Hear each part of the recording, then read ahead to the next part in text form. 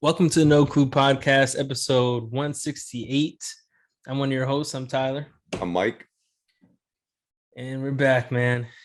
Big trades, trade Yes. deadline. I got to say, this is probably the Yes. craziest trade deadline in a while. I will say I didn't see a lot of these moves coming. I will say that. Yeah, I didn't. I would probably say most of these, moves. yeah. Yeah. It really was none. I'm looking at them and I don't see really any that I was like, oh, I could have seen that coming. Yeah, and without the big ones, without them talking about that one so much, I wouldn't have imagined that one either. And right. Yeah. All right, well, let's get right into it, man. James Harden is now on the Philadelphia 76ers. He was traded for Ben Simmons, Seth Curry, Andre Drummond, a first-round pick, and a protected first-round pick in 2027 for James Harden and Paul Millsap. And I believe Paul Millsap is already going to get bought out. I'm not sure about that, though. So the Ben Simmons saga is finally over. We expect him to play for the Nets soon. Soon, yeah. And James Harden, the drama with James Harden has finally ended with the Nets. Does he like Kyrie? Does he like Durant? Does he hate them both? Who knows? Clearly, the answer is no, by the way. Right, it is. Based off of Durant's behavior at the draft, clearly there was some animosity there. Yeah. Yep. But I got to be honest, I've never seen a trade of this magnitude with the two star players both under so much pressure. I agree with that. I mean, Ben Simmons not playing all year. Now, if he's not great, he's going to look awful. Yeah. If he comes back as the identical player he was with no adjustment when they get in the playoffs again, I mean, It's going to look bad. What if he comes back as like a 3-point specialist? Oh, dude. He's only worked on threes this whole time. That'd be insane. The Nets are, it's easy. Like, at that point. Yeah, that's not going to happen. I'm just joking. Right. But I do have a good feeling he's going to come back the same. But I do think he'll be more aggressive and have a bigger chip on his shoulder, more to prove, probably. Yeah. How do you think Harden comes to the 76ers? What kind of attitude, what kind of, intensity does he bring to the game? Dude, Harden, he's a wild card. If he had just gotten traded, if he could have kept it on the low that he wanted out. Yeah. If all these reports of him literally forcing his way out didn't come out. Yeah. I'd have no problem. I'd be excited about him coming to Philly. The duo pairing sounds awesome. Mm-hmm. But he's coming in like a loser. But don't you think there's more stock into him going somewhere he actually wants to go to? Like with Daryl Morey, which for some reason I don't know of any other GM to player love affair that has ever happened other than them. But you think there's more stock in him actually going somewhere that he wants to be? Because even though he went to the Nets, I don't remember him feeling as strongly about going to the Nets as like the Nets felt as strongly about bringing him there. Because I remember when he first wanted to leave Houston, he had a couple teams on the list, and the Nets were just a team on the list. It wasn't like, I don't want to go anywhere but the Nets, The problem is, I get what you're saying, and to an extent, you could be right. But I think second team in 2 years, he's given up on. Right. Moment adversity hit. I understand if they had gone through the year, which, again, the contract doesn't kind of line up, the contract signing. Yeah.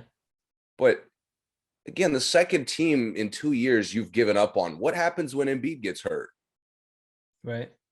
What happens when, when Doc Rivers is questioning the point guard play? And that's going to be the biggest thing, because if Doc Rivers can call Ben Simmons out, why can't he call Harden out? And calling Harden out, we've seen on numerous occasions be a complete disaster. Disaster. And he's never responded well to adversity in the playoffs. Doc Rivers or Harden or both? Yeah, both of them. As far as responding to adversity in the playoffs, I couldn't think of a worse pairing. Yeah. It definitely the adversity trio for the playoffs. Embiid included. And I just think I just can't trust a guy with that kind of mentality. I completely understand. To me, this is his last chance to prove that winning is his priority. Yeah. Because at this point, you can make the point now that it's about going to where he wants. But what if in a year or two, he doesn't want to be in Philly either? It's very possible. Which at that point, we can't, at that point, it's not really about where you want to be. You just don't want to deal with BS. Yeah. So but I don't think there has to be a point where he realizes that there's BS on every team. Right? I hope so. Now, to his credit, there's BS in Brooklyn beyond like natural basketball stuff. Yeah. But still, you weren't good enough to overcome that? You're a clear-cut favorite, even though you're losing 8 straight games. The league still considers you a favorite. Yeah. 9 straight. And I think 9 straight now. I guess he wasn't part of the team for the 9th one. But the other thing is, and maybe I'm capping for Harden a lot, but I don't mean to. I mean caping for Harden a lot, but I don't mean to. Who do we really blame for the lack of chemistry or the lack of camaraderie on the Nets? Do we blame the guy who, left 2 championship caliber teams to form his own team? A championship caliber team, a 2-time championship team to go form his own dreams of a team just because? Or like the guys. And does he like the guys? He thought they were cool on the course. He's like, yo, I want to play with those guys. Right. Yeah. Or do we blame, the guy who we've seen as a captain of a team, as the go-to guy, or at least the second go-to guy on a team, sabotage 2 straight teams? This being the 3rd team, possibly. Did you hear Barkley's nickname for him? Yeah. Half man, half a season. Too good. So do we blame him or do we blame Harden? I feel like I think in a vacuum, because Harden is making the decision to leave the team, he looks the worst. But I think if we really look at it, he probably is the least to blame of the 3 having problems. Yeah, I think you're right. Because I think off the court, Harden is pretty easy. Maybe on the court, it's tough to play with Harden, but when we look at the guys he played with, the people he's had problems with are people everyone has problems with. I look at it a completely opposite way. Okay. Off the court, he's the 3rd problem on this team. If there's a 3rd problem, maybe he might not even be a problem at all off the court. Yeah. On the court, he was the biggest problem. Right. He was the most inconsistent player. He was the one who looked the most washed up. He was the only one who looked like he didn't have good chemistry with the team. Yeah. Again, I literally can't think of a player who can't have chemistry with Patty Mills. Kyrie Irving came in mid-season and found a way to have chemistry with Patty Mills playing half the games. Mm-hmm. But Harden couldn't do it at the start of the year. Mm-hmm. So to me, on the court, this is why he looks bad, is because he was playing awful. Right. Maybe not. I get that. Awful is a stretch.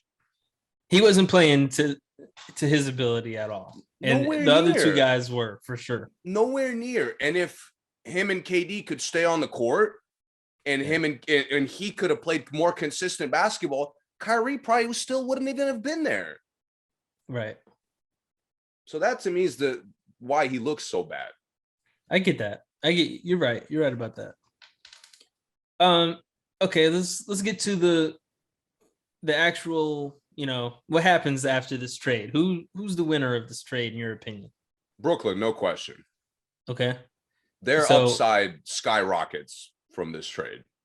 yeah, I think they lose one guy and their starting five has been complete in one trade. I think every other team who made a trade has had to make 2 or 3 trades, try to complete their starting five. They've made multiple trades and still didn't complete their starting five. Nets did it in one trade, which is nuts to me. They replaced they filled out or replaced all important positions that they're struggling with right now. The funny thing is, Harden is a triple-double machine. So they trade him and get an elite point guard, an elite shooter, and an elite rebounder. They cover all the stats. Exactly. Harden would leave. Okay, we're not gonna be able to shoot threes as well because Harden's gone. Let's get Seth Curry. Or we're gonna lose ball movement, lose assists. Let's get Ben Simmons. We're gonna lose rebounds. Let's get Andre Drummond, who's capable of getting 20 rebounds off the bench. Like, dude, they replaced, to me, I thought a big loss for them was Joe Harris. Yeah. Because he's potentially having a second surgery. He's barely played. Right. He may be out for the season. And he's coming off of an awful playoff run. Yeah. They got a guy who's literally, his career has been upward the last 3 to 4 years. Mm-hmm. Seth Curry has gotten better and better the last 3 to 4 years. Since he was on Portland, basically. He's been, every team he's went to, he's gotten better and better and better. Yeah. Yeah. Again, you didn't upgrade defensively at that position, but you weren't good at defensively at that position to begin with. No. But you added a high IQ player. You added an elite threat who could go off. Mm-hmm. That's what you missed with Joe Harris. Joe Harris couldn't get off in the playoffs. No. There is no go off with Joe Harris. It's like right. 3 threes is going off for him. Right. Seth Curry can take the second most shots and be efficient and dominate the game. Yes. So again, their upside with Ben Simmons setting it up. Yeah. And spacing. There's no concern with spacing for the first time in Ben Simmons' career. And they make up any defensive issue they had, they make up with Ben Simmons. I know. Now you have a matchup guy. Now Giannis isn't working everybody on the roster by the end of the series. Now KD doesn't have to check Giannis the whole series. Exactly. Yeah. So their upside is crazy. I think their versatility upgraded in so many different ways just off of filling out what Harden's contributions. And the big problem they've had, I mean, they've been just throwing guys out there at center all season. Yeah. I mean, just whoever wants to play center, like, yo, man, you ever get a rebound? Why don't you play center this game? That's what they've been doing all season. And to me, they got to be looking at the matchups in the playoffs. Right, exactly. And you can't afford to have Nick Claxton guarding Bobby Portis for 30 minutes. Of all people, you said Bobby Portis. I mean, Bobby Portis is shooting 40% from 3 this year. No, I'm with you. I'm saying that in a good way because I love Bobby Portis, but I'm saying you jumped over Embiid, Vucevic, Bam. Exactly, because you're not even at that level yet. Exactly. Yeah, you're right. Which you're right. Drummond doesn't necessarily solve those matchups that you said. Right. But again, I got more confidence that at least Drummond can match some of that than Claxton. Drummond saves you at least 5-second chance points. I mean, at least 10-second chance points a game. Yes, for sure. He stops them from getting at least 5 offensive rebounds. If there's anything Drummond is good for, it's not letting the other team get offensive rebounds. Right. So, yeah, man, I'm completely with you. I mean, I have nothing else to add. I mean, even another point, now Kyrie Irving doesn't even have to play point guard. Kyrie Irving doesn't have to play. If we're being honest. If Joe Harris could come back, Kyrie, we good. Appreciate your services. We'll see you. 100%. Absolutely. No question. Honestly, they could throw DeAndre Brimbury in this. I mean, they just waived him. But if they had him, they could throw him in this 5 and they'd still have an elite 5. Damn, they waived him. That's messed up. I liked how he was playing. I did too. Yeah, they waived him. That's tough. Uh, um. Okay, so we're thinking starting five for the Nets is Ben, Seth. I mean, is Kyrie at the 1, Seth at the 2, Ben at the 3, Durant at the 4, Drummond at the 5. I mean, the 1 through 3, the Kyrie, Seth, and Ben is just I mean, whatever. I think They're the 3 defensively, guards. they're going to get torched still. Uh-huh. Because Ben Simmons gives you like an individual guy, but Seth is getting torched.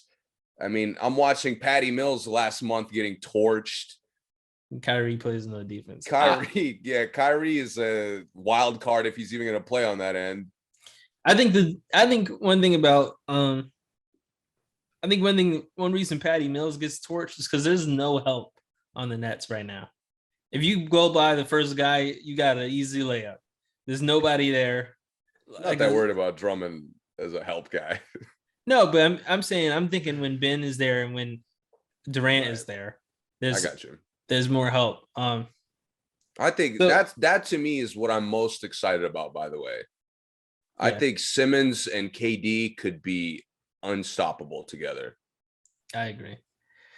So even if it's not them, they have Aldridge, they have Blake to play the 4s. So you could just go, Seth doesn't have to start. You could go Ben, Kyrie, Durant, Aldridge, or Blake, and then Drummond, right? If you wanted to. I think Blake would be the best option out of those if it's not going to be Seth.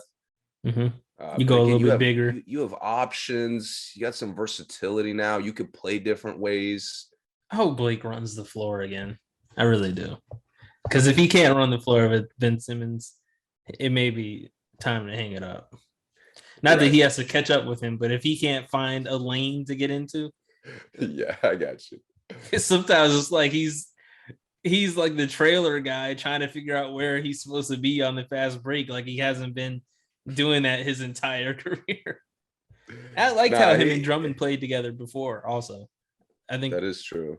That's kind of understated that Blake and Andre Drummond were really good together in Detroit. Yeah, Blake especially in the playoffs.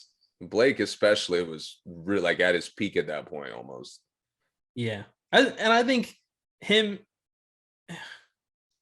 Drummond gave him something that DeAndre Jordan didn't give him, which was like actually doing something on offense other than just rolling and just catching lobs. Yeah. Like I think a lot of times Drummond would get out of Blake's way where DeAndre Jordan was always in the way on the Clippers. I mean, not in a bad way, but that was he never got out to paint most of the time. Yeah, it's just a spacing problem, you know. Yeah.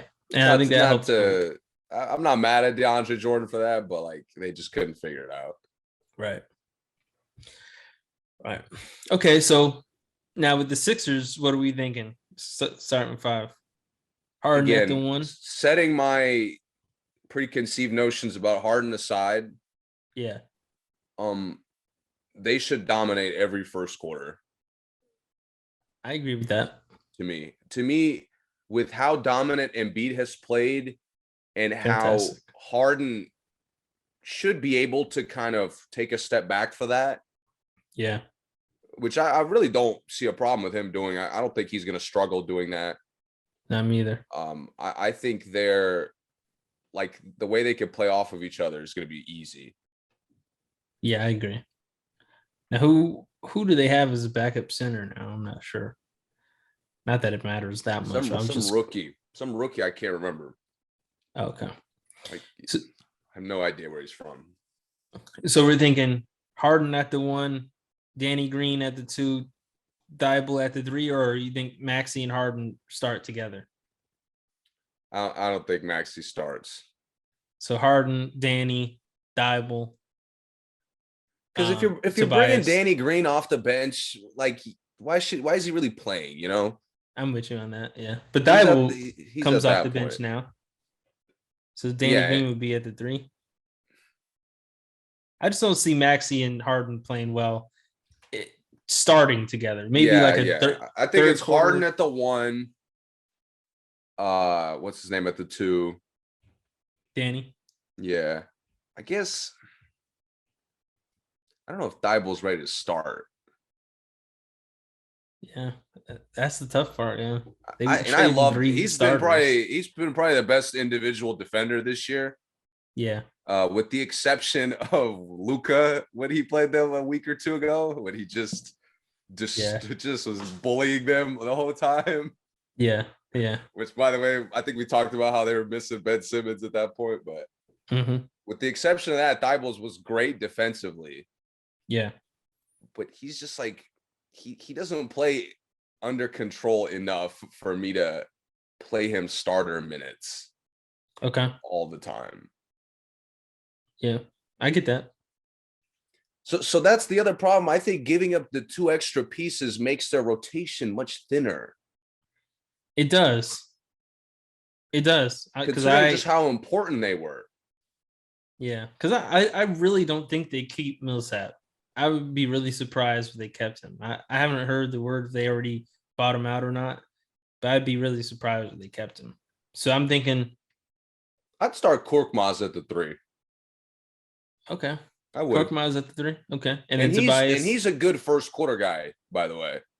Yeah, he is. Korkmaz is a streaky guy. He'll come out. He'll make his first 4 shots, Yeah, but then do you lose scoring off the bench when you bring in Thibault and Maxey? Yeah. I don't think so. Okay. I don't think so because this is where Doc could balance out kind of how much Embiid and Harden play a part. Yeah. Because I'd give, especially in the second quarter, I'd give both of them significant chunks of time separately to really get a good rhythm coming out of halftime. Yeah. So, again, I think it's going to be an easy basketball fit. Yeah. I just worry about their response to struggle. Yeah. I do. I think knowing Doc, I think he will go Thibault starting at the 3, but I get your point. I mean, I think you made a really good point. Just knowing Doc, I've seen him start Wesley Johnson and Matt Barnes, and I think he likes to have that one defensive guy in the lineup, and that would be Thibault. Because think about it, when they play, if the Sixers play the Nets, who's guarding Durant in the Tobias? No, yeah, Thibault got to start. You're right. In those situations, that's what I'm thinking. Yeah. That may have to be that defensive stopper. And I think it's okay. I think it's not even if he's not ready, I'm not saying he's going to be awful as a starter. No, I get it. I know what you meant. He seems like one of those guys who Finney Smith is kind of one of these guys to where he really needs a year or 2 of consistent clock to come into his own. Yeah. I think Thibault's on his way to that.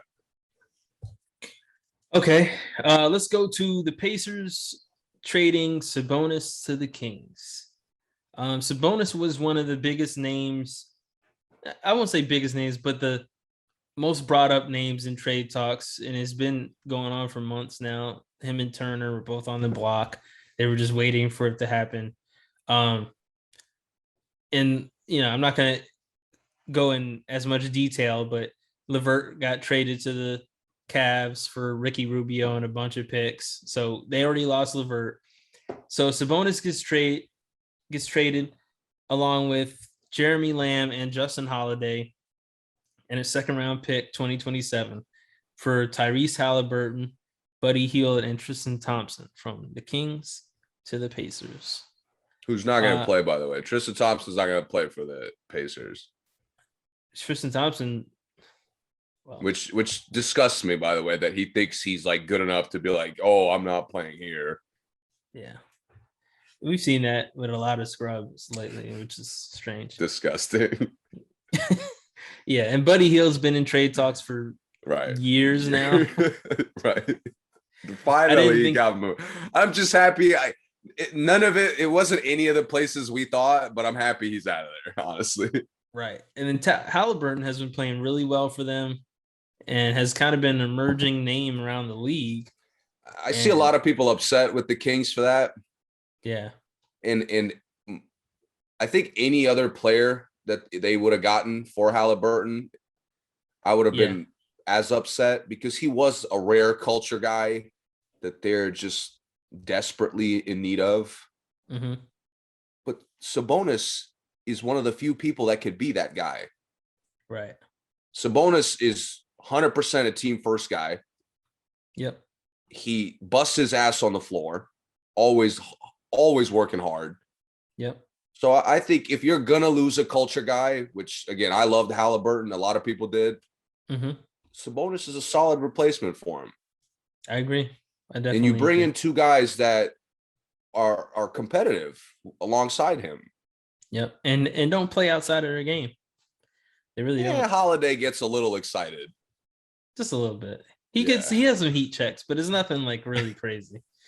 Nothing really crazy. I don't think it's any game changing out of his game. Now,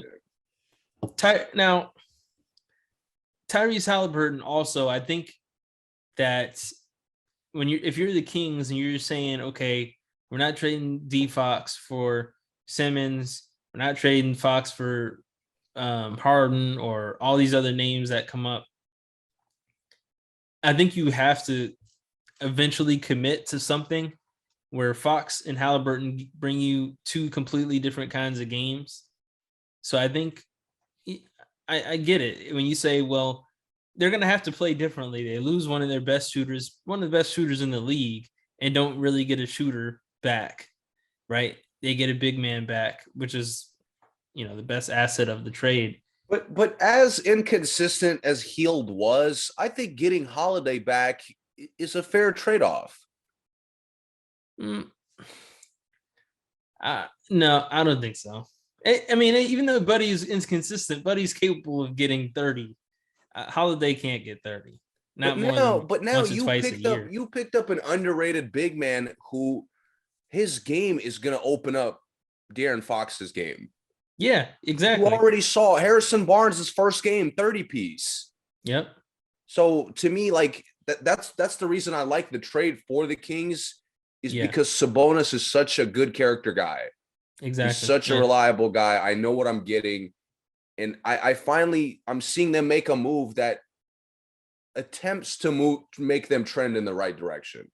And you said the magic word to me, reliable. He's definitely reliable. And that's one thing, even though I think Halliburton was great, even though I love Buddy, neither of them were as reliable as the Kings needed, at least. Yes. Not all around. I think Halliburton gave you something every night, but it wasn't the same thing every night. Like Holiday and Sabonis probably can give you. Yeah. So. And they just didn't have guys like, I want to see guys that can make plays for De'Aaron Fox. Mm-hmm. I just didn't see that from them. And finally, Sabonis gives them exactly that. Yep. Sabonis getting the rebound and the outlet to Fox is going to be nice. Yeah. Really nice. High IQ player, also a positive thing. Yep. Okay. Moving on. Pelicans and the Blazers. It's been a long time coming for this one. The duo has been split up. CJ McCollum is now on the Pelicans, along with Larry Nance Jr. and Tony Snell, who has been on like every team in the league. For Ultimate Josh journeyman. Hart, Ultimate journeyman. Yeah, for Josh Hart, Thomas Satoransky, and Nickeil Alexander-Walker, and Didi Louzada. Satoransky's another guy who I feel like gets traded every year. Yeah, and he got traded again here. He went to the Spurs, I believe, and Nickeil Alexander-Walker got traded again to the Jazz. And a bunch of picks. First round pick, second round pick. All that went to the Blazers at first. And then, like I said, Satoransky and Alexander-Walker got flipped. I believe the Blazers did keep Josh Hart. Pelicans kept CJ and Larry Nance Jr. for right now. What do you think? And we'll talk about the Blazers in a whole in a second. So okay, yeah. I like it for the Pelicans. I do too. I think it adds a scoring dimension, and I think Ingram is developing very similarly to how McCollum developed as a scorer. Mm-hmm. where you just feel his progression, how he like gets more comfortable getting to certain spots, getting certain shots he likes, kind of playing off of certain players a little bit more. Yeah. I think McCollum can help Ingram become a better player. I agree. And McCollum is not like enough of a volume shooter that he can hurt the chemistry to any significant manner. Right. So that I think is going to be a good fit. And then you add the wild card of whenever Zion gets right, if that ever happens. Mm-hmm. And I think you get an exciting trio. I do too. I think even until he gets back, I think the trio of Graham, McCollum, and Ingram can put up a lot of points. I know. Any given night. I mean, if Graham gets hot, Graham could give you 28, 30. You got CJ who can get 28, 30 a night. Yeah. You got Ingram who can get 28, 30 a night. So it's like, I mean, they may put up 80 points a night before Zion even gets back. And you know why I really like it is because they've turned their season around. Yeah. Like they went from a clear lottery team to now they're working to get in the play-in spot. Yep. They still got a ways to go, but they're on the way considering how the Lakers are playing. Yep. But to me, like this is a great time to make a subtle upgrade to the roster.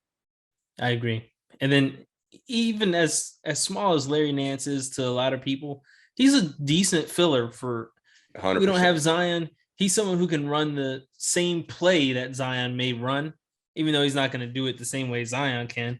If we're running a pick and roll lob, Larry Nance can do that. Yeah. And he's a good energy guy. He never adds any. I mean, he's never a negative to a team. Yeah, man, this team, again, I like it because you add good pieces to a team that's trending in the right direction. Yep. And Willie Green got these guys competing. Their chemistry the last 2 months has looked great. Yep. So I think McCollum fits right in. Yep. Now for the Blazers. The Blazers, a joke. Did we talked about the last trade, right? Covington and yeah. So the Blazers are in full blow up mode. It's over. A bomb has been dropped on the roster. They traded 3 out of the starting 5 and the first 2 off the bench at this point. I don't know, man. They say that they're going to plan on building around Dame. They're keeping Nurkic for now, but I've read that Nurkic was actively being shopped in this trade deadline, and since it's a very slim chance Dame even comes back this year, that he's probably going to get traded first week of the offseason. He fucking better. He fucking better. You talking about blow up mode and Nurkic remains on the roster? Yeah. That's a joke to me. I agree. That's a joke that you got that as an organization, you got the fucking nerve to try to bamboozle us for the 3rd time in a decade. Yeah. We're building the team, or forget a decade, 7 years. In a 7-year span, they're trying to fool us again that they're reshaping the roster. They're making the necessary adjustments. Right. Nonsense. It's nonsense. Yep. Damian Lillard is going to be gone as soon as possible, and you got to start over. Yeah. And it's just crazy that as a team, you are okay with doing that with Nurkic as your guy, as your new cornerstone. They're so trash. They even got the Powell trade wrong. Because Gary Trent has been a more consistent, more impactful player. Gary Trent is someone they definitely should have kept. Who was emerging as that for them. Yep. And he's only gotten better, which is no surprise to me. We all thought it was a strange trade when it happened. We did. Yeah, and I was excited about Powell's potential, but he's always been an inconsistent guy. Yep. You add that to a team that for the last decade couldn't compete for a championship because they couldn't play consistent basketball. And had they not made that trade, they could have been looking at okay, we traded McCollum. Now let's go with Trent and Dame as our backcourt. And then maybe they would have had a different outlook on their future instead of blowing up everybody. Yep. Trade Nurkic and McCollum, and we have Trent and Dame, and then let's build around that. 2 elite shooters, and that sounds like something I can at least work with. Yeah. Rather than just, Powell's a good rotation guy. Covington, what they've been trying to do with Covington just hasn't worked. I'd be surprised if Covington's in the league much longer. At least how he's been playing his career. Yeah. He played great everywhere else but there. Yep. I was excited about the pickup, but they ruined him too. Yep. They're just like they're so overdue with this blow up shit. That it honestly, the fact that they're trying to play it off as them like finally trying to move in a direction. Like, I don't want to hear that shit. You sat on your ass for 8 years not acknowledging the problem. Right. 8 years, you're changing the fucking roster every other summer. Yep. I don't care now. It's too late. I'm with you. Okay. Shout out to Anthony Simmons, by the way. Playing great. Fantastic. Simon's if there's a bright spot, like elite backcourt all of a sudden. Yeah, dude. Simon's, for all the strange shit they got going on, Simmons has just been a diamond in the fucking rough. Yeah, he has. Absolutely has. He's been winning games for them. I know. Now, I want to talk about a sneaky, impactful trade, at least in my opinion. The Kings traded Marvin Bagley III, who's been in trade talks all season. They thought maybe he'd go to a contender. He felt like he wasn't getting enough growth there. So he asked to be traded. They weren't playing him. He's out of the rotation. Issues with the coaching staff, whatever. They traded him for Dante DiVincenzo from the Bucks, Trey Lyles, and Josh Jackson from the Pistons. Bagley went to the Pistons. And the Clippers snuck in on this and got Semi Ojeleye from, I'm not even sure what team he was on. And Rodney Hood from the Bucks. Maybe Ojeleye was on the Bucks. From the Bucks, and the Bucks, who sent Dante DiVincenzo to the Kings, received Serge Ibaka from the Clippers, along with 2 future second-round picks and some money. I think Ibaka to the Bucks is a huge, huge trade. I know Ibaka is not really on his way out, but at the tail end of his career. But this season, the Bucks have been looking for a new big pretty much the whole season. They've been rotating guys in and out. They picked up Boogie, dropped Boogie. They were playing Bobby Portis, starting Bobby Portis there, starting Greek Freak there. They would start like a younger guy there. They've been trying to figure out what they could do while Brook Lopez has been out. And he's probably going to be out. Right. He's probably going to be out. We haven't heard shit since game 1. It's a back problem, which is the reason all his injuries freak me out is because it's always like foot or back, which are like awful things to injure as a big man. As a 7-footer, yeah. Yeah, exactly. It's tough for him, man. Right. So we think, okay, Brook Lopez was emerging as like one of the best shooting big men in the league. And he always kind of had been, but they had really put that into the offense for them. Obviously, he's 7 foot. He's been a really good defender as of late. And, like I said, they tried Boogie there. He's a good shooter. They couldn't make it work for 5 games, 8 games, whatever it was. So now they get Ibaka, who's exactly what they needed from Lopez right now. Ibaka can hit threes. Not as good of a shooter as Lopez, obviously. Not nearly as consistent. But he's somebody that you can't just leave wide open the whole game. Ibaka still is a great shot blocker when he wants to be. I think he probably will be now with guys like Greek Freak there, with Bobby Portis out there at the same time. I just think it was a huge huge pickup for the defending champions, who were in desperate need of a big man. Even though I want Bobby Portis to play more.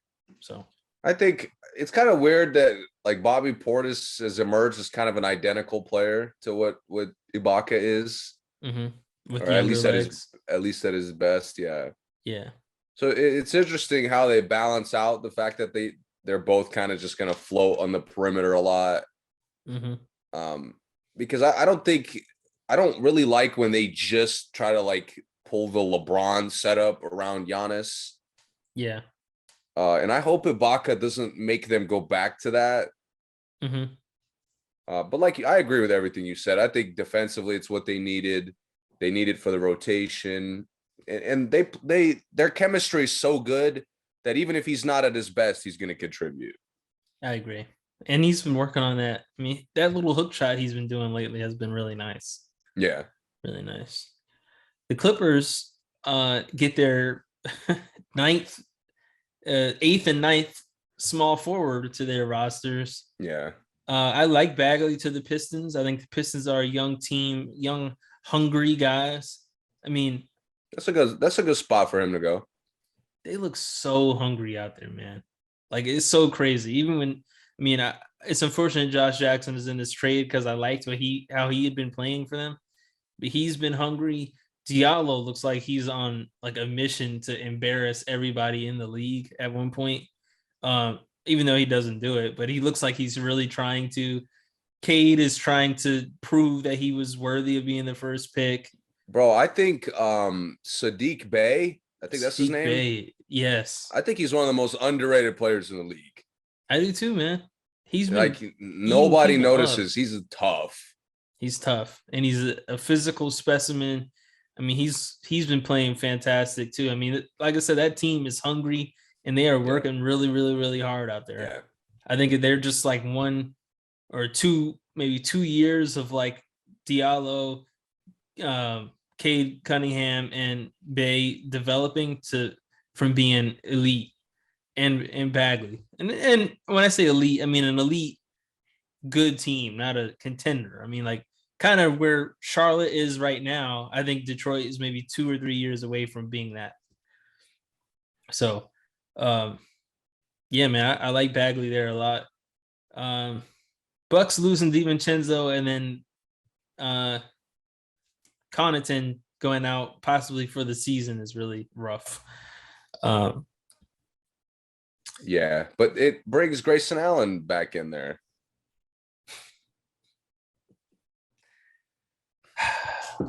No comment. Who, was playing well again early in the year. Was playing very well. He was playing well, yeah. DiVincenzo, Lyles, and Josh Jackson adding to the Kings' already crazy amount of just raw talent. I mean, I don't know what Trey Lyles is doing, is going to keep doing in the league, but Josh Jackson, DiVincenzo adding to like all the pieces that Sacramento has that doesn't know how to use is pretty cool. I'm cool with that. See, where else do we want to go? Where do you want to go next? I mean, we got to talk about the Wizards. I think,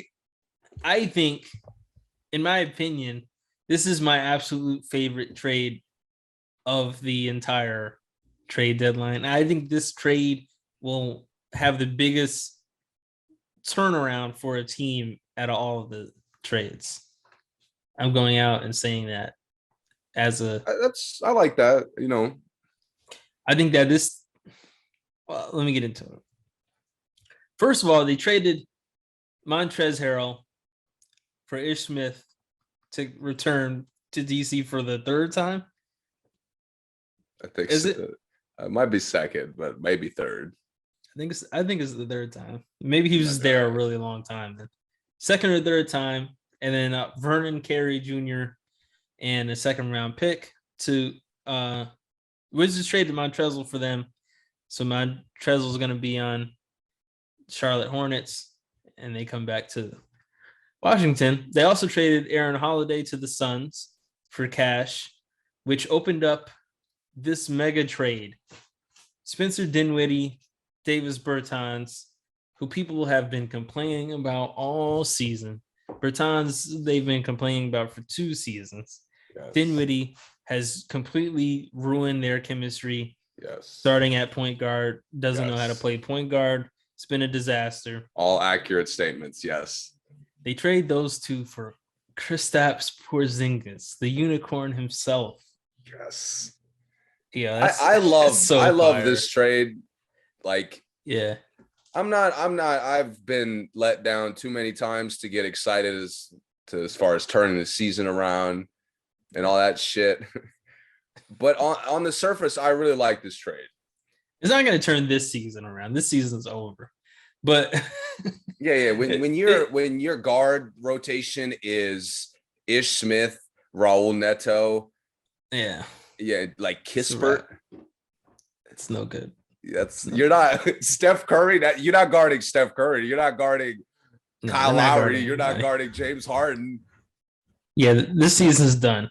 But I think, record from this season, even last season to next season is going to be so different. If you can keep that one guy that people are confused whether he's going to stay or go, is he going to demand a trade or not? Is he going to sign an extension or not? If they can keep him, I think the next year's record is going to be so much better than the last 2 years' records. I really do. You know what? I like that this trade, and I like that their moves have like kind of condensed the roster. Now I don't like the fact that they're lacking in backcourt talent. They didn't condense it like the balanced way I was looking for. Yeah. But now you have to play Gafford. They had more pieces that they could have traded than the real important ones that they did. That's what kind of messed me up. Like, okay, you traded Montrezl, but you needed Montrezl for this team. I agree. Traded Holiday, and now you have no point guard. Really, no starting point. Not that he was a starting point guard, but you lose point guard grit. Yes. You trade Bertans, you don't have a knockdown. No, that's fine. Kuzma's been playing great. We'll take it. Go ahead, Bertans. Get out of here. But I think they lose a lot of depth with this. You had Bryant, who hasn't been able to stay healthy. I would have let him go.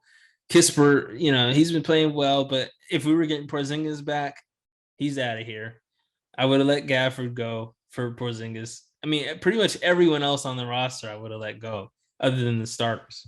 But I think there's some potential to this team being able to go really big in the next year or two. Mm-hmm. I just like that if they don't keep Beal, they're not headed straight for the tank lottery.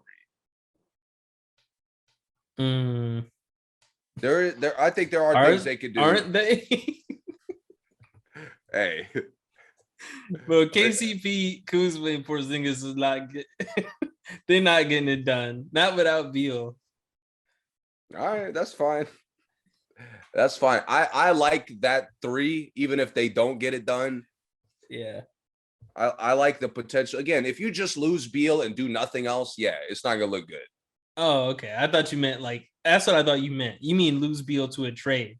Yeah, if you could either trade Beal or at least make some kind of impactful, move after that. Yeah. Or make some kind of impactful signing. I think you could at least be competitive in the East. No, yeah, you're definitely right. You're right. I thought you truly meant if just take Beal off this roster. But I get what you mean. If you lose Beal to, you lose Beal and you get, I don't know. I'm not gonna say a name, but you lose Beal and you get another starting shooting guard, you might be in good shape. Yeah. Yeah. Elite shooting guard, at least.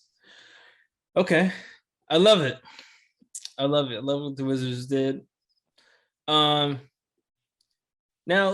there's been a bunch of reunions. We just talked about one. Ish Smith to the Wizards. Daniel Tice, Mr. Hackham himself, Yes. Good move. Back. Boston. Back to Boston, man. I like it. I love it. You think they keep everybody? What do you mean? I guess I didn't know Ian's freedom was in this trade at first. But yeah, he's been giving them nothing. You're right. They just haven't been playing him either. Right. He might be a good pickup for Philly now that Philly doesn't have a backup.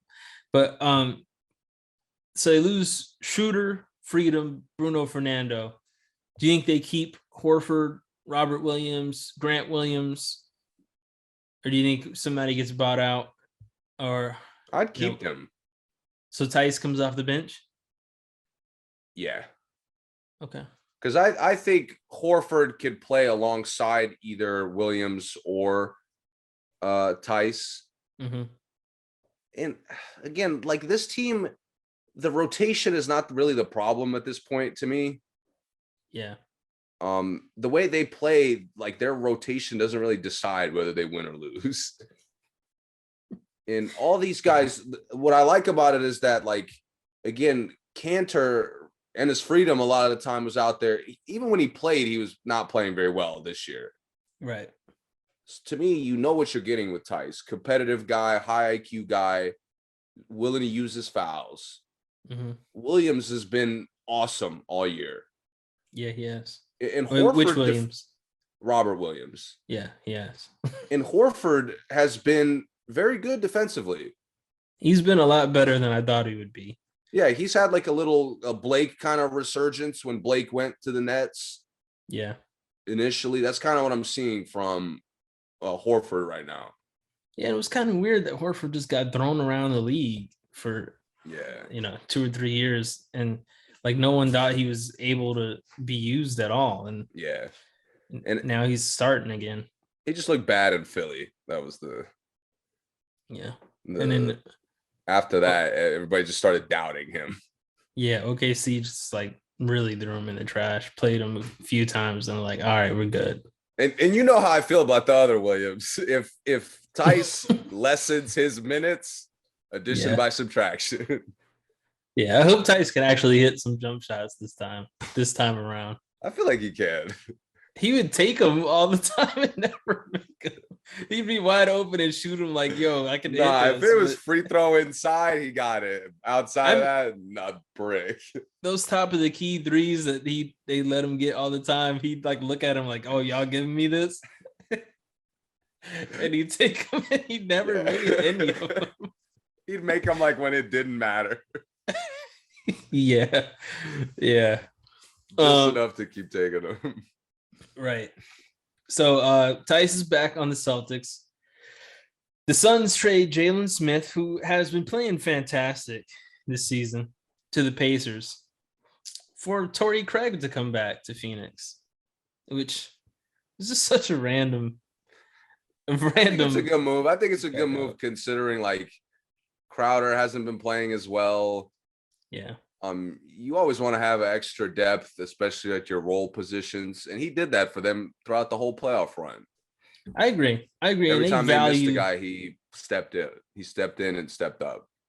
I agree, and they value that 3 spot so much. Like Bridges, Cam Johnson, and I mean obviously Booker, but Bridges and Cam Johnson are such big pieces for them that losing one of them would cost so much for them, If you lose Cam Johnson, if Cam Johnson isn't on the Suns, I don't even think the Suns, they may like subtract 7 games off their record to me.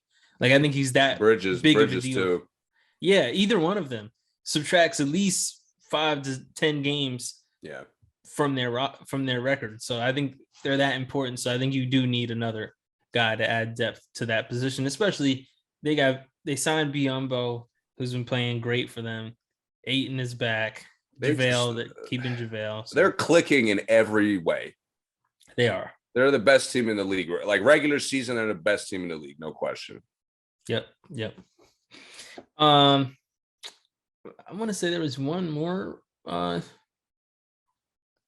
return home guy. Maybe not. Maybe that was it. Okay. last trade I think we have to talk about. Then we By have the some way, free by the way, agents. we talked about the Wizards. How do you feel about Dallas adding those two Oh, guys, kind of committing to Luka running the solo show?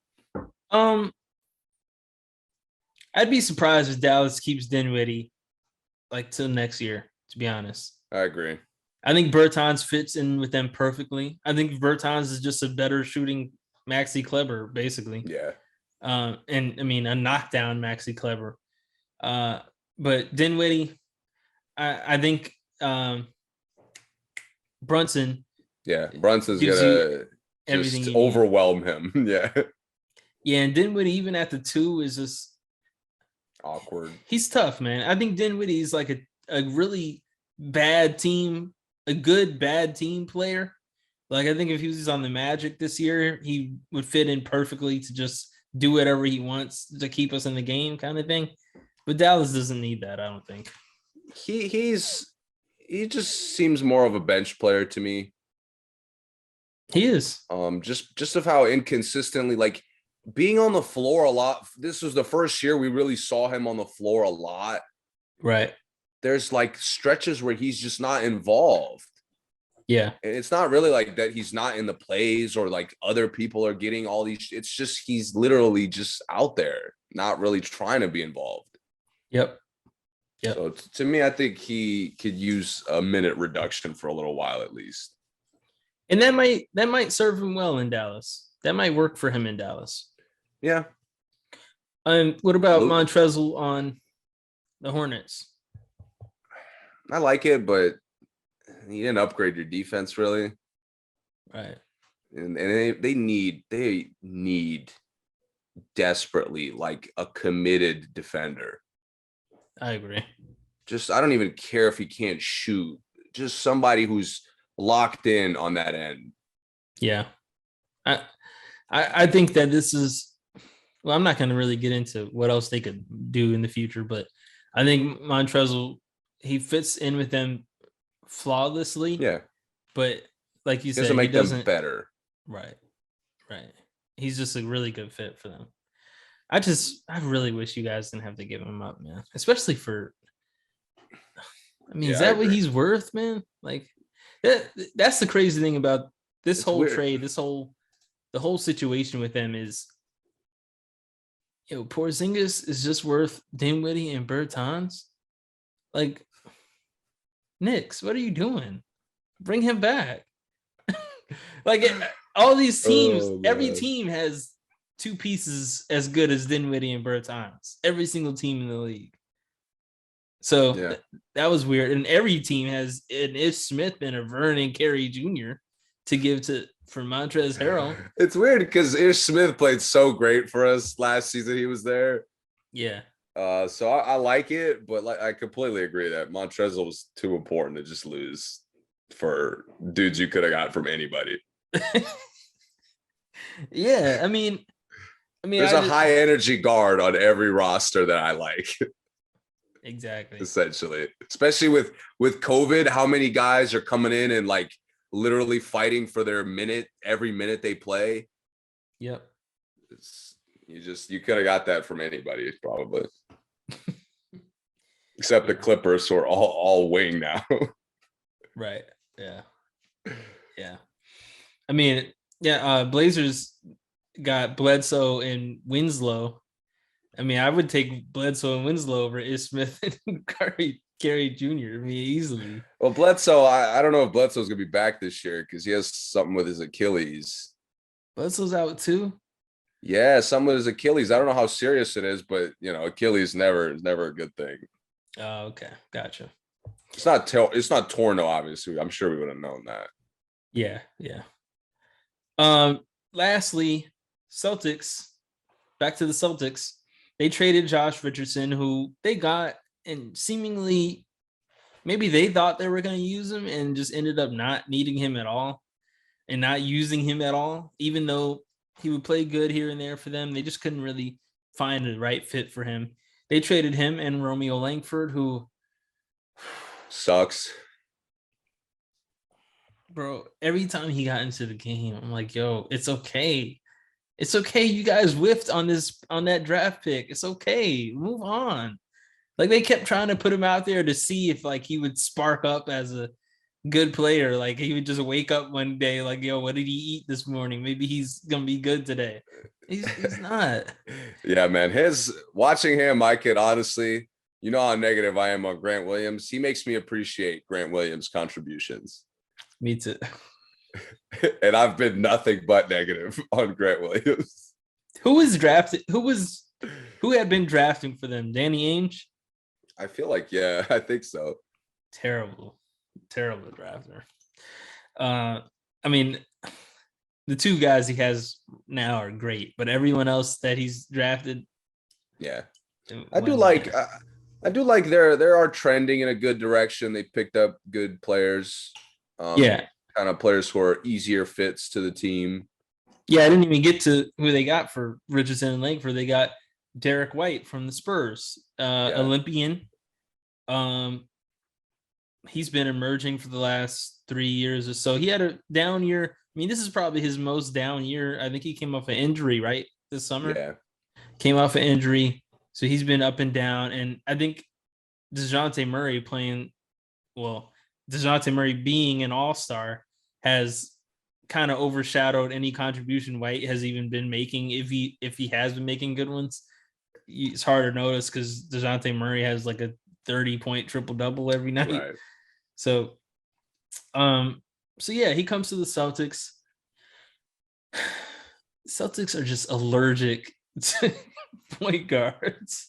Like they just refuse to put any point guards into their system. Like they're point guard intolerant. I don't get it. I don't either. They trade Josh Richardson is a guard, Romeo Langford's a guard, Schroeder is a guard. They get Derek White and Tice back.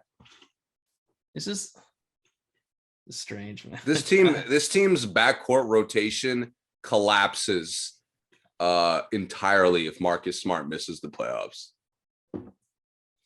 Marcus Smart has a catastrophic injury. I have no idea who they start at the 1 and 2. That's bad. They don't. I mean, Peyton Pritchard plays point guard, I think, because of his height, but they have no other point guard on the roster. They have no point guard on the roster. He doesn't. He's at the point guard position. Pritchard does not play point guard. Exactly. They have no point guard on the entire roster. No. And there was point guards available. I mean, I would take Ish Smith before I play without a point guard at all. 100%. Aaron Holiday. I'll take Spencer Dinwiddie as bad as he was playing. Yeah, before I go out there point guardless. You guys are about to go out there point guardless too. And I don't know a dynamic duo who's more like who needs a point guard more than Jason Tatum and Jaylen Brown. There is none. There's no point. There's no duo that needs one more. So that's going to be really LeBron and AD apparently. Oh yeah. LeBron is that's the problem. They don't need one.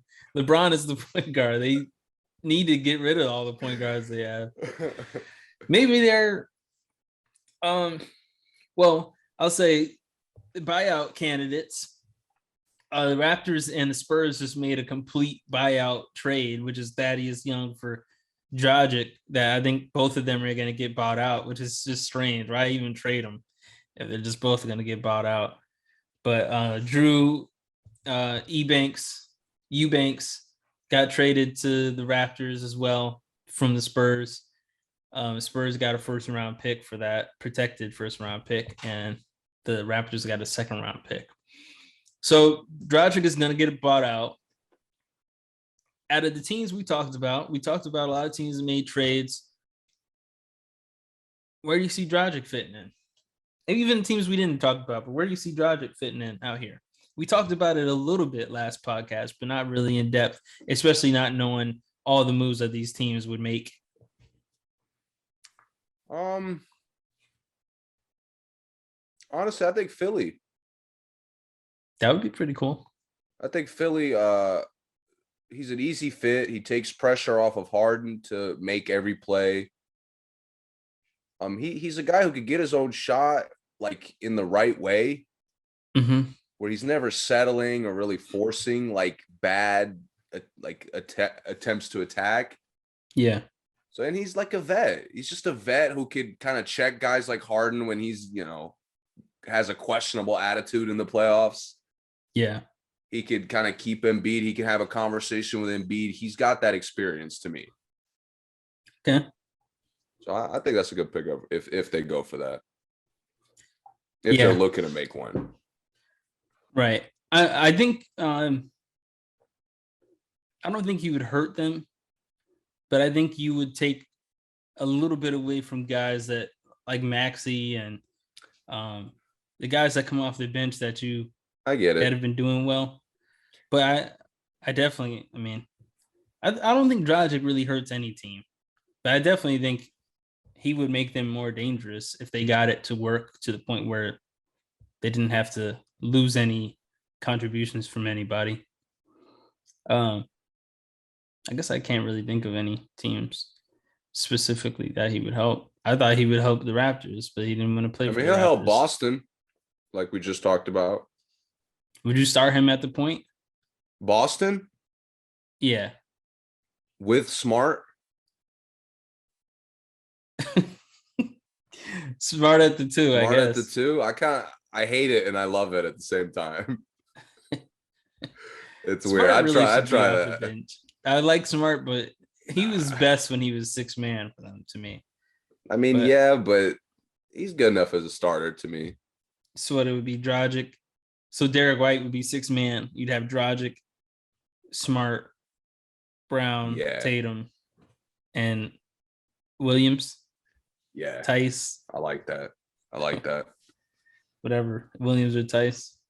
Again, it sounds good, but their rotation doesn't decide their games. We know what decides their games. Right.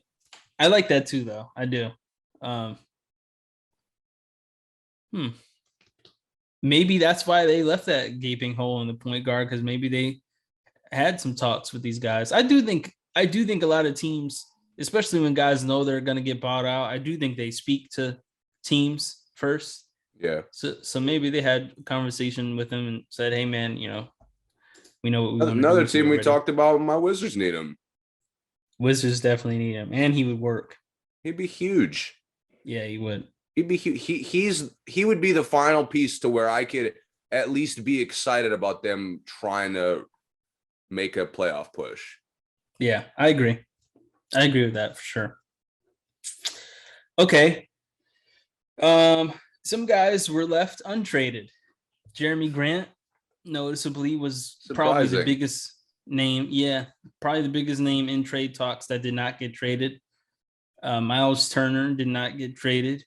Another big name, even though he's hurt, possibly out for the season, there was still a possibility he would get traded. Who else? I feel like there was someone else that was in trade talks big time. Beal stayed. Westbrook. The Lakers did not make any trades. I don't know why it makes me laugh, but it makes me laugh. One more trade I didn't mention, but I guess it really isn't that big a one. The Jazz traded Joe Ingles to the Blazers, who also might get bought out, but I think he's out for the season, isn't he? Yeah. So they'll probably wait to buy him out till after the season. Torn ACL, how old is he? 34? I think so. Yeah. He said, I saw he said on, I think it was Instagram, that is like, he'll be back from this. Yeah. 34, torn ACL. That's tough. That's a tough road back. Yeah. They said he wants to come back to the Jazz still. So that's going to be kind of crazy, but he may come back to the Jazz to retire. And the Jazz received Nickeil Alexander-Walker and Juancho Hernan-Gomez, who I really like.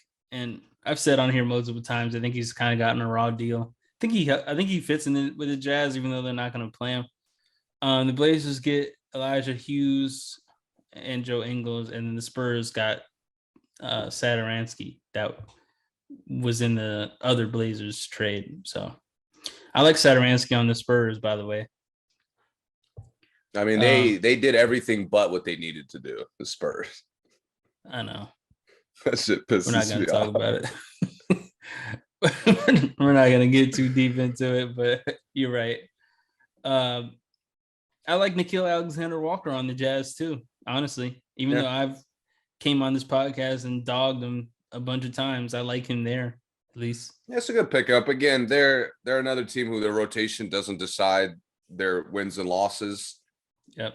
But the Jazz have they kind of slipped for a little while, for a couple weeks. Yeah, and when they're Donovan getting their rhythm. Donovan missed 12 games. Yeah. Something like that. Yeah, they struggled without him, which they always have. Yeah. And you're going to something like that. You're right. Sneaky MVP candidate, by the way. Yeah. He's never, for some reason, he's just never going to get the respect he deserves. No, they need to do what Phoenix is doing for him to get that credit. Yeah, go absolutely insane. Literally just not lose. Oh, yeah. And he still might not get it. Gobert gets defensive player of the year every single year and has 3 really good defensive games. And they, by the way, dominate defensively without him. Whiteside plays 1 game without him. He gets 7 blocks. And you call Gobert defensive player of the year. This is crazy. Yeah, I don't know. Maybe it's a little more to it than that, but who knows? Right. Okay. I told you Russell Westbrook's not going anywhere, bro. Nobody wants him.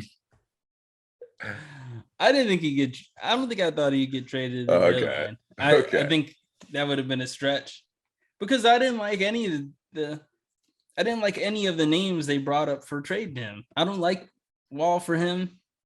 I said that earlier. I think that's a weird trade. I didn't like I don't want him in New York, and I didn't like what we would have to give up for him either. It was another team that they were thinking. Either way, I didn't like any of the trades they brought up. So I would have been surprised the Lakers did them.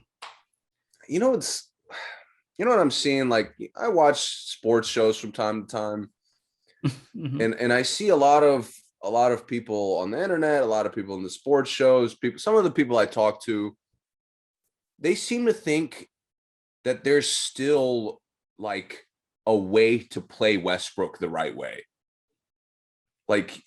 There's still people who are under the impression that putting Westbrook on the bench is a way to make him play better. What people don't seem to understand, and I told you this after they benched him for the final 14 minutes. Yeah. It's not about limiting his playing time. Mm-hmm. He's been so awful. He's played with such little self-awareness that he's played himself out of the rotation a month and a half ago. Right. And we've seen this with the Lakers since LeBron has been there. Every single season, they've had somebody who plays themselves completely out of the rotation. And it's always the starter. Yeah. Always. Oh, always. I mean, look at Drummond. Drummond played himself out of the rotation. Now Drummond might be a starting center on the championship favorite. Yeah, the favorite. I mean, he's been an elite backup center. He's been playing great. Every time Embiid missed a game, Drummond looked like, a top 10 center in the league.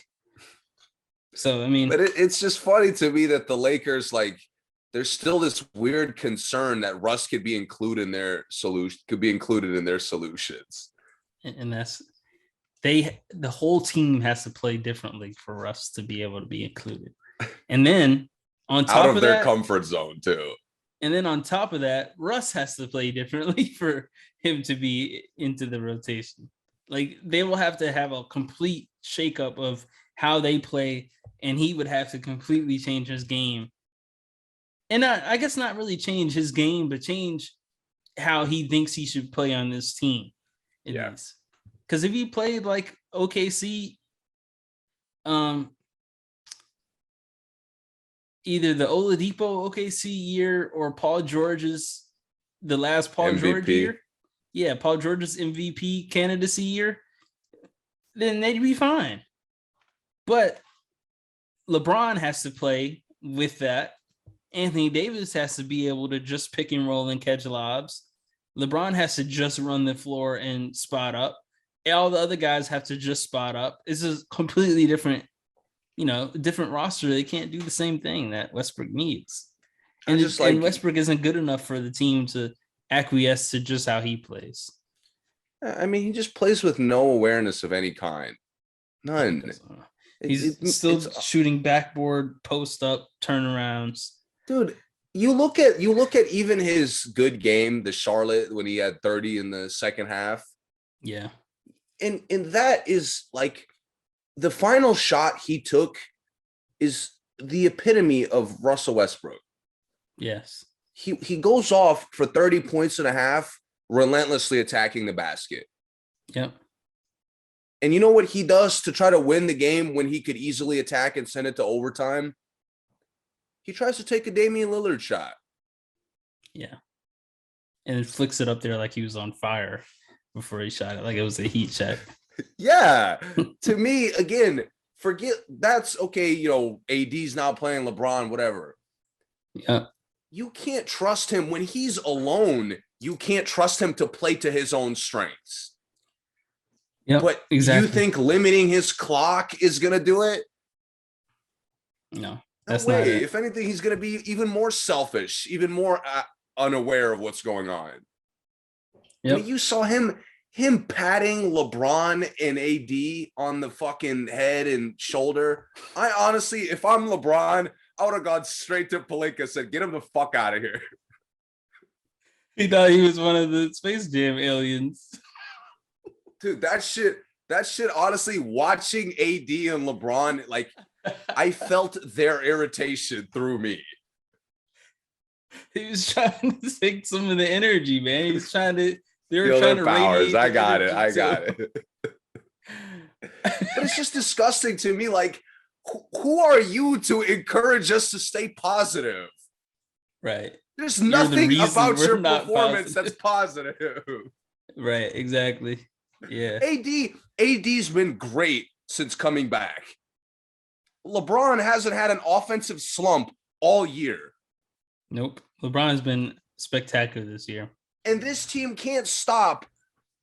This team can't stop throwing the ball away. This team can't play defense. They don't want to adjust the clear problem in their fucking lineup. I mean, just like you said, just not playing Westbrook doesn't even solve their problem because they had 21 turnovers without him yesterday. 2 days ago. You got annihilated in your last two playoff games because you didn't guard Devin Booker. Yeah. Like you're not guarding Anthony Simmons. Exactly. And you're sitting there talking about we're not as good as maybe if you at least attempt to challenge Giannis, maybe you're in a better position to win the game. Yep. They're talking about how when Russ didn't play, they outscored Milwaukee by 11. It was a fucking blowout. Yeah.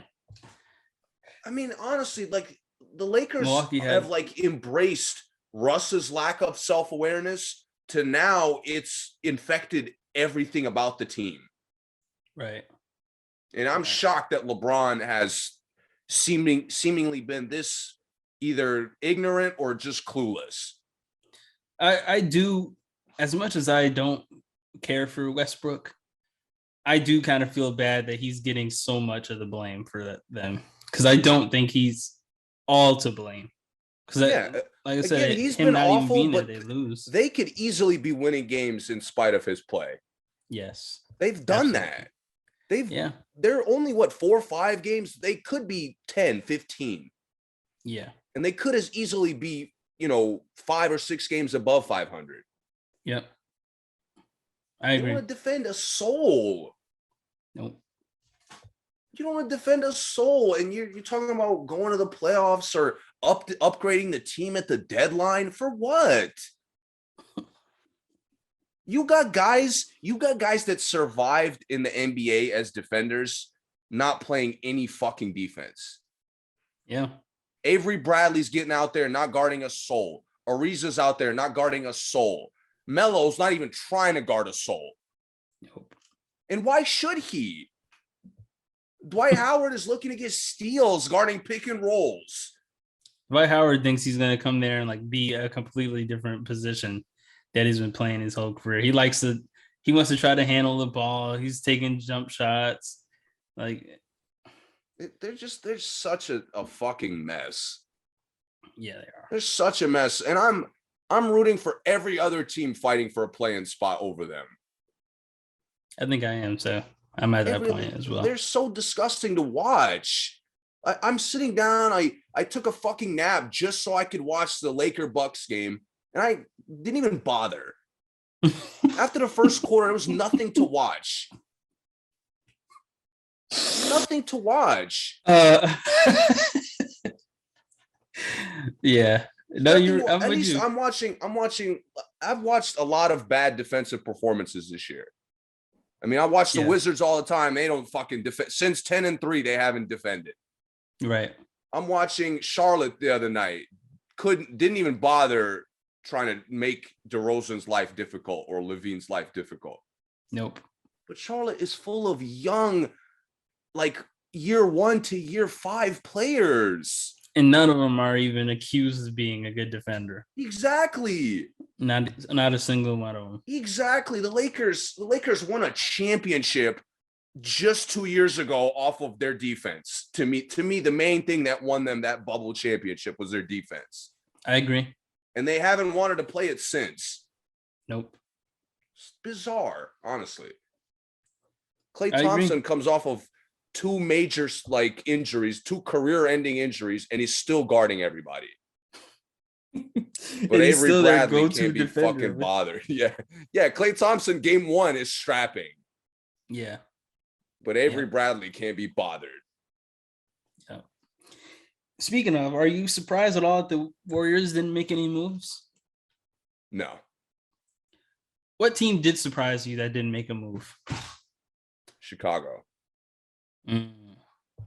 Apparently, the Pistons would only have taken Patrick Williams for Jeremy Grant, and they didn't want to do it. Chicago didn't want to do it.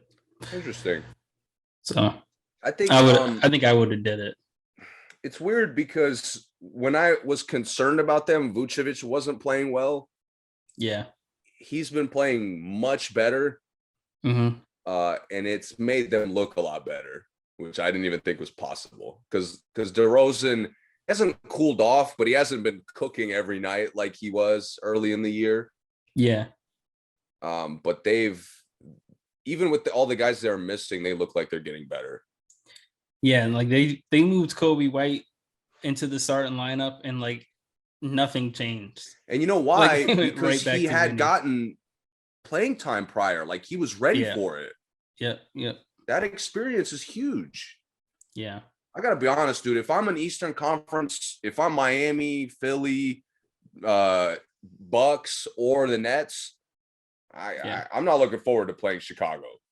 I'm with you.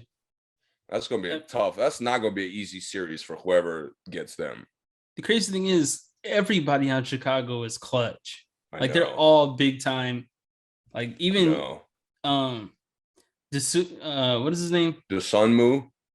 Yeah, Dosunmu. Yeah. Even him. I mean, him, Kobe, obviously DeRozan and Levine, but man. DeRozan and Levine's leadership has been just impeccable. Yes. Everybody, I haven't seen a single player touch the court for Chicago and not play with supreme confidence. I agree. Caruso and Lonzo are both clutch. Like they make big plays in the fourth quarter all the time. And I think that's really their only question is who do I go to in the fourth quarter when I have all these guys that are capable of making big time stops, capable of hitting big time shots. I mean, to me, it's really who's going to be a power forward. Because like you said, all these guys are clutch. We're at the point now, which is, I didn't think this would be the case, but their backcourt play has been so great. Like you said, they could go Kobe White to Caruso Lonzo. Like they got 4 to 5 guys that could be plugged into fourth quarter lineups. Yeah. And play well. Has emerged as like an elite defender. Yeah, exactly. His defense has been amazing. I just think, man, their potential is scary. They are a power forward away from being, like, to me, the favorite in the East. And I mean, a really good power forward, not just like a, Yeah. If they had gotten Porzingis, it would have been a wrap. Oh my God, dude! And that's what obviously I'm saying. They would have lost either one or two of those guards we talked about. Yeah, but Jesus Christ, that potential, holy shit. Wrap. It wouldn't have mattered. Like the East would be over, in my opinion.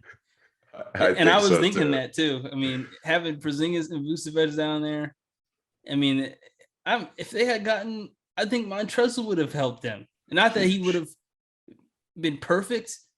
Like he still wouldn't have helped their defensive problems. Yeah, but he's exactly what they're missing. Everyone else is a hungry go-getter on offense, and then they have nobody playing power forward. And Vucevic, is kind of soft when it comes to playing down low. Yeah, he floats too much. Yeah, if they just had someone that Levine and DeRozan could drive and just throw it up to, come on, man. They need a lob threat. They have no lob threat. That'd be crazy. Yeah, so I mean, they had options that. But I think again, their upside is so good. I think they're capable of beating the top Eastern teams in spite of their problems. I do too. I think DeRozan's, like you said, their roster clutch. Yep. That is exactly what you need to make first round upsets, to win second round matchups where you're not the favorite. If it's a close game in the fourth quarter, out of every team in the East, I'm picking the Bulls. Because I've seen DeRozan has hit like 4 game winners this year alone. Before this year, Levine had hit like 10 game winners in the last 3 years, like since he's been in the Chicago uniform. I've seen Kobe White. I've seen Caruso play in huge, huge moments. Caruso's locked up all-stars in huge moments. I've seen Ball play on the biggest stages. I mean, I would take these guys in the fourth quarter against any team in the East. Miami's weird because I gotta know if Jimmy Butler's awake. Yeah.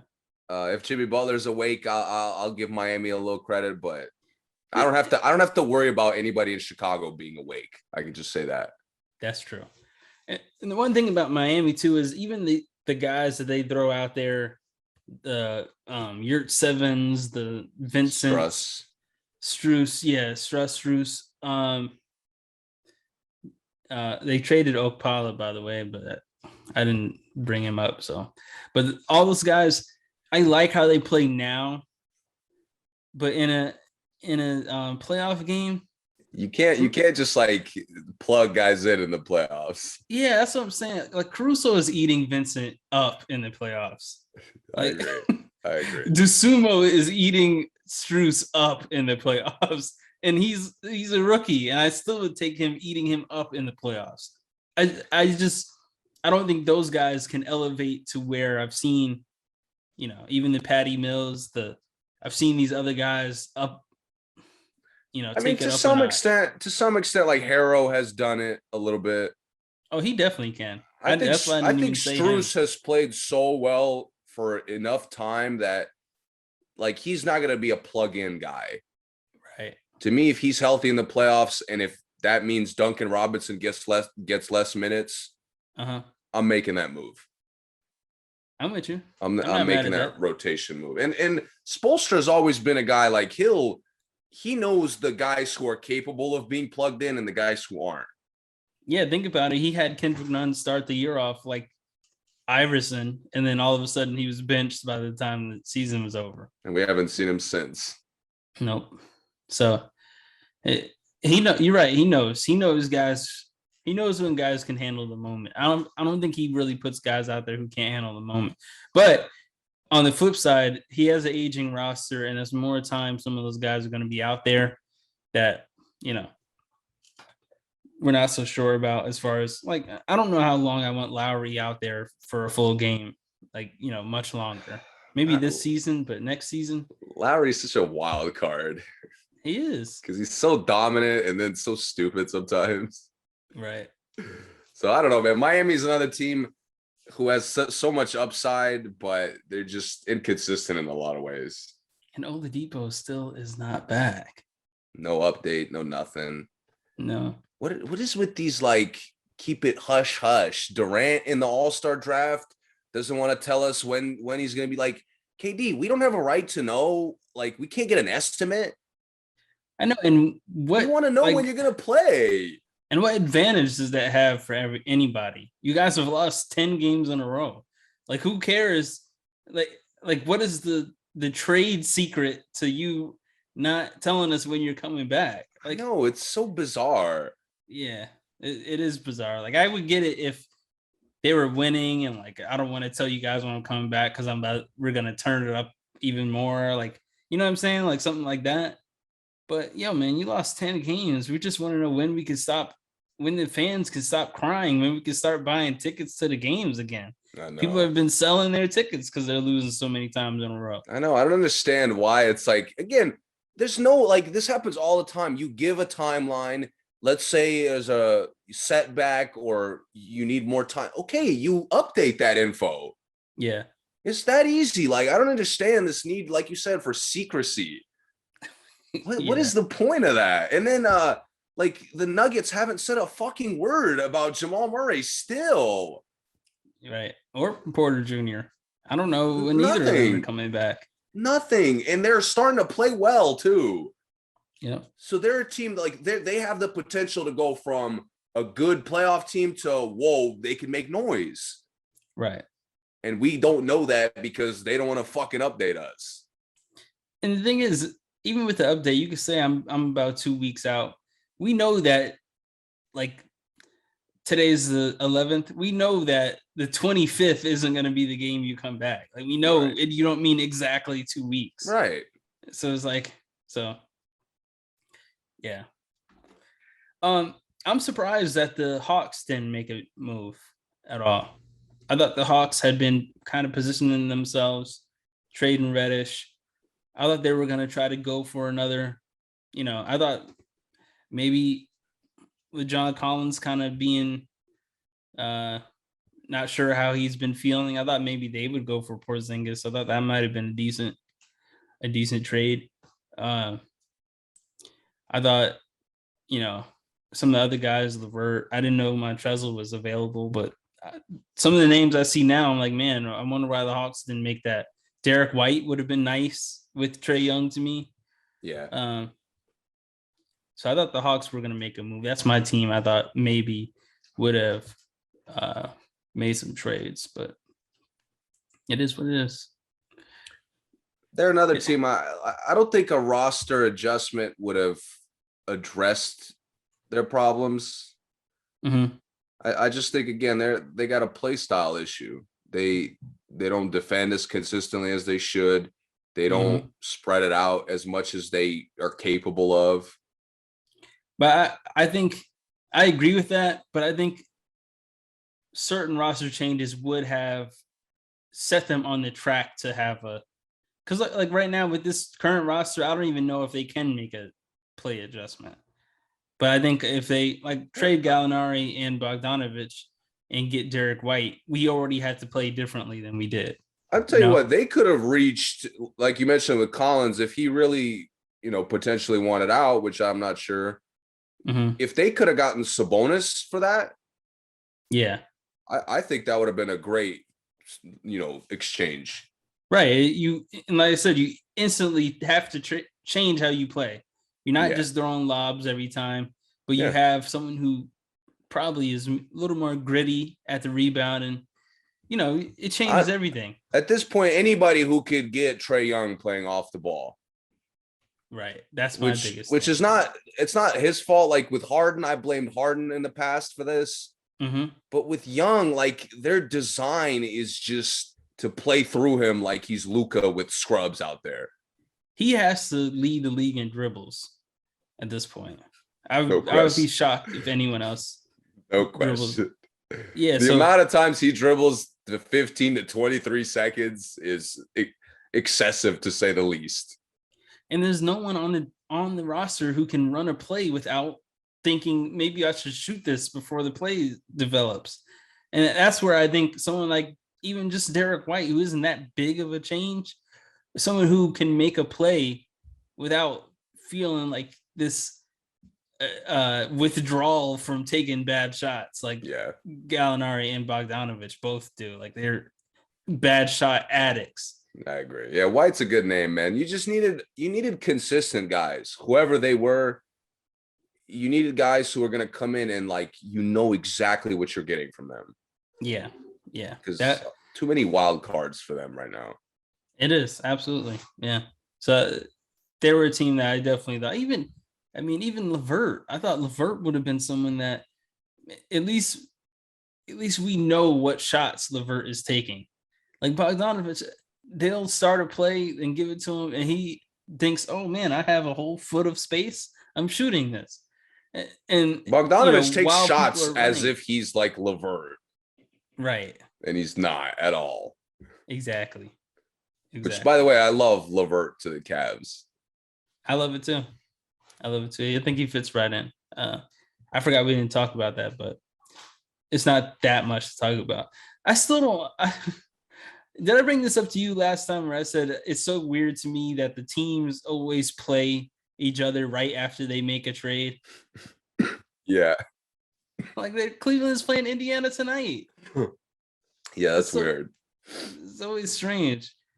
But the matchup we want to see doesn't happen till what, March 10th? Yeah, I think so. The Nets and Philly. See, but where is it? It's in Brooklyn, isn't it? I think so. So Kyrie's not even playing. So I want to see the full roster versus the full roster.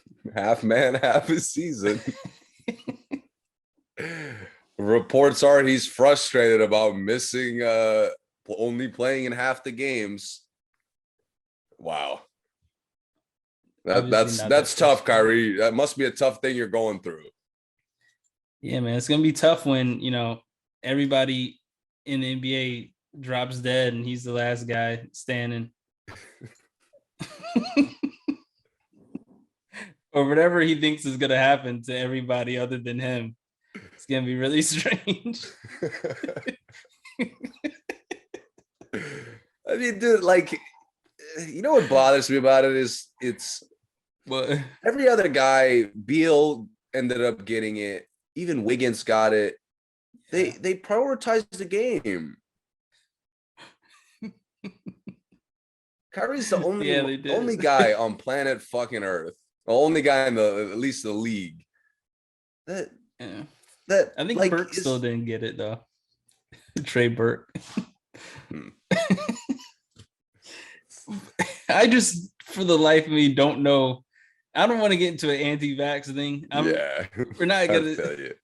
I just don't know. It's not our place at all. It's just so strange to me. Like this overwhelming concern and need to stand up for my beliefs. Like, what? Why this?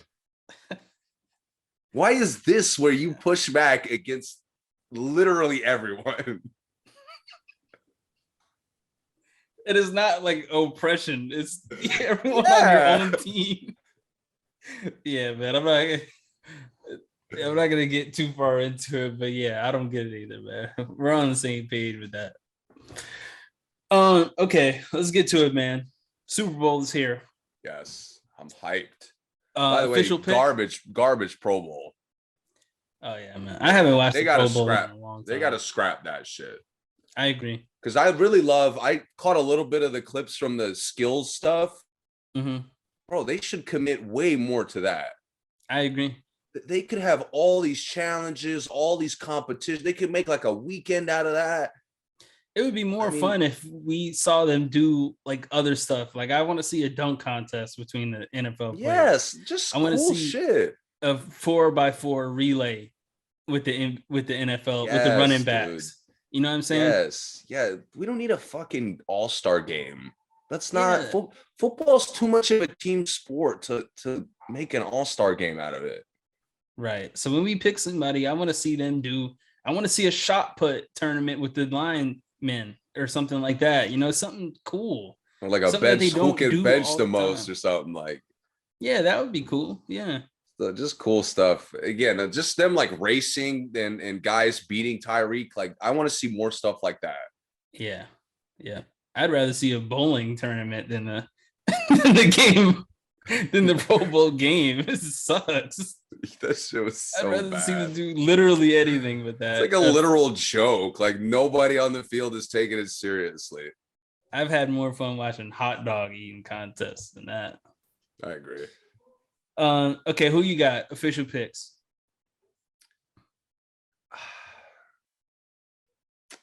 I gotta go with Joe Burrow.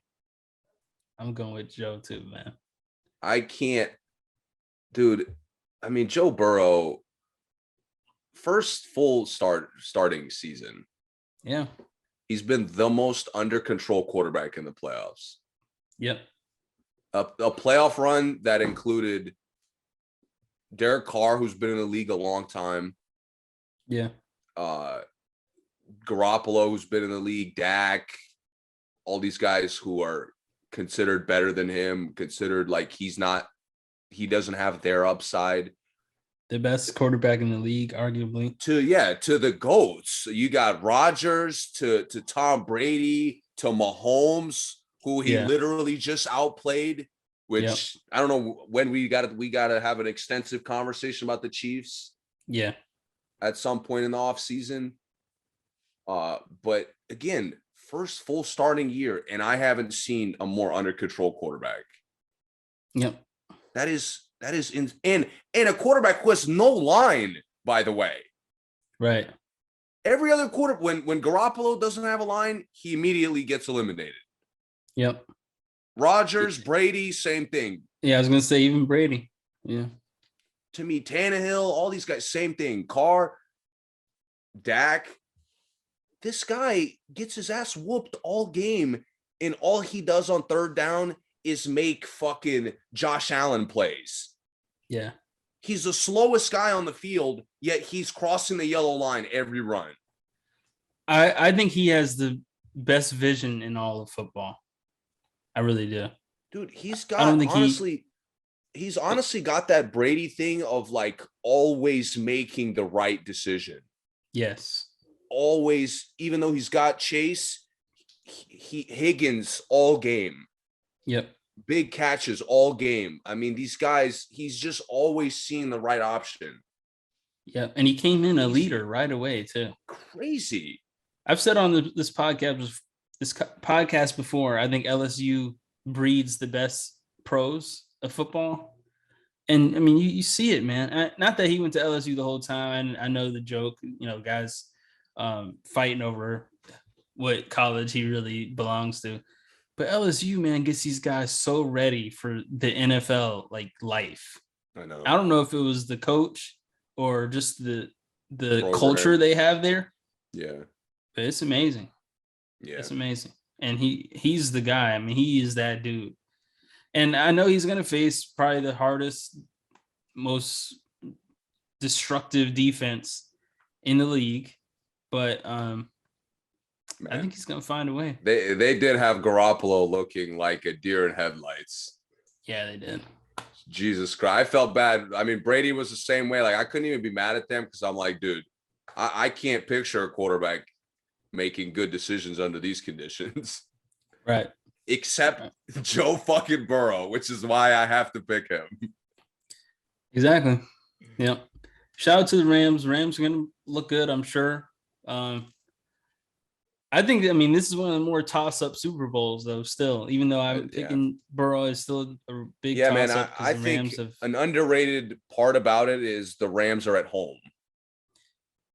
Yeah, but the Rams haven't even always been the LA Rams. That was in the past. I think it's not the home crowd I'm worried about. I got you. Yeah. It's the pressure of losing in your city. But sometimes they may fold under that pressure. Could fold. They could fold under, but they also could respond. So I'm saying it's not like the Lakers. It's not like the Lakers in Staples or like, you know. I got you. Yeah.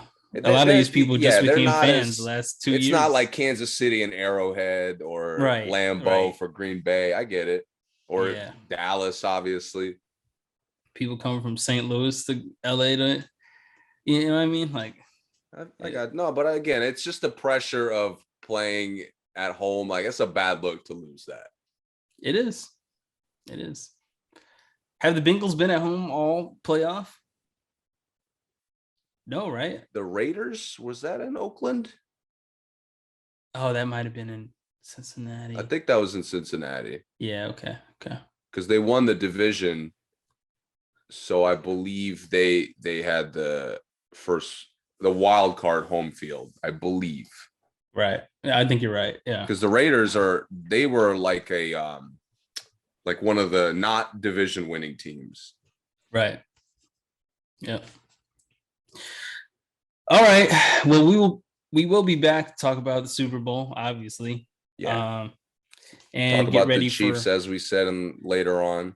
Yeah, talk more about the Chiefs. Talk about some of the other games that we didn't talk about. Teams looking for next season, and talk about NBA All-Star break, of course. And probably our first looks at some of these guys we've been talking about on the after the trade deadline.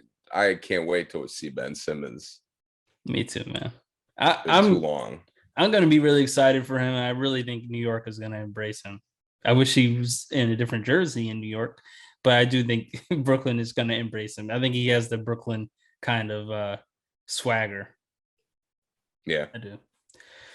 All right, we'll be back. Follow us on all socials. We say it all the time. No Clue Podcast. Subscribe to us, YouTube, Spotify, Apple, all the streaming platforms. We're there. We got merch online. Link in our bios. Yeah, till next time. See you guys.